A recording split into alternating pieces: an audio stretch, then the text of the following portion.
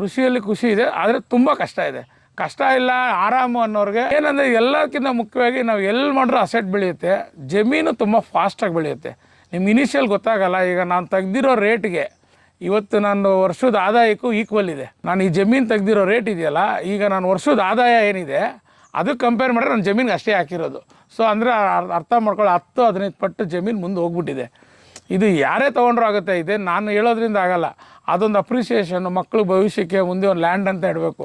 ನಾವು ಸಿಟಿಯಲ್ಲಿದ್ದವರು ಹೇಳೋರು ನಮ್ಮ ಅಕ್ಕಪಕ್ಕ ನೇಬರ್ಸು ನಮ್ಮದು ದೇವನಹಳ್ಳಿಯಲ್ಲಿದೆ, ಕೋಟಿಗಟ್ಟಲೆಗೆ ಹೋಗ್ತಾ ಇದೆ, ಆ ಥರ ಹೇಳೋಕ್ಕೆ ನಮ್ಮಪ್ಪ ಅಮ್ಮ ಜಮೀನು ಮಾಡಿಲ್ಲ, ಆಸ್ತಿ ಮಾಡಿದ್ದಾರೆ ಬೆಂಗಳೂರಲ್ಲಿ, ಜಮೀನು ಮಾಡಿರಲಿಲ್ಲ. ನಮಗೂ ಅದೊಂದು ಥಾಟ್ ಚಿಕ್ಕ ವಯಸ್ಸಿಂದ. ಮೂಲತಃ ನಂದು ರಿಯಲ್ ಎಸ್ಟೇಟ್ ಬಿಸ್ನೆಸ್ಸು. ಸೊ ಇರಲಿ ಮಾಡೋಣ, ಜೊತೆಗೆ ಪ್ಯಾಷನ್ ಜೊತೆಗೆ ಅರ್ನ್ ಆಗಬೇಕು. ಬರೀ ಪ್ಯಾಷನ್ ಅಂತ ಬಂದರೆ ಬೋರ್ ಆಗಿಬಿಡ್ತಾರೆ. ನನ್ನ ಜೊತೆ ಮಾಡಿದವ್ರು 8-9 ಜನ ಆಗಲೇ ತೋಟ ಮಾರಿದ್ದಾರೆ, ಬಿಟ್ಬಿಟ್ಟು ಹೋಗಿದ್ದಾರೆ, ಅಬಂಡೆಂಟಾಗಿ ಬಿಟ್ಟಿದ್ದಾರೆ. ಎಲ್ಲ ಇರಬೇಕು, ಕಮರ್ಷಿಯಲ್ ಮೈಂಡ್ ಇರಲೇಬೇಕು. ಕಮರ್ಷಿಯಲ್ ಮೈಂಡ್ ಇಲ್ದಿರೆ ಈ ತೋಟನ ಉಳಿಸ್ಕೊಳಕ್ಕಾಗಲ್ಲ. ಯಾಕಂದರೆ ಒಬ್ಬ ಕೆಲಸದವ್ನು 20,000 ಸಂಬಳ ಕೊಡಬೇಕು, ಇಬ್ಬರಿಗೆ 40,000. ಆ 40,000ನ ನೀವು ಎಷ್ಟು ದಿನ ಪ್ಯಾಕೆಟಿಂದ ಕೊಡೋಕ್ಕಾಗತ್ತೆ? ಕೊಡೋಕ್ಕಾಗಲ್ಲ. ನೀವು ಇಲ್ಲೇ ಜನ್ರೇಟ್ ಮಾಡಬೇಕು. ಇದನ್ನೆಲ್ಲ ನೀವು ಸೋರ್ಸ್ ಇಟ್ಕೊಂಡು ಲಾಂಗ್ ಟರ್ಮಲ್ಲಿ ಯೋಚನೆ ಮಾಡಿದಾಗ ಖುಷಿ ಇದೆ. ಕೃಷಿಯಲ್ಲಿ ಖುಷಿ ಇದೆ, ಆದರೆ ತುಂಬ ಕಷ್ಟ ಇದೆ.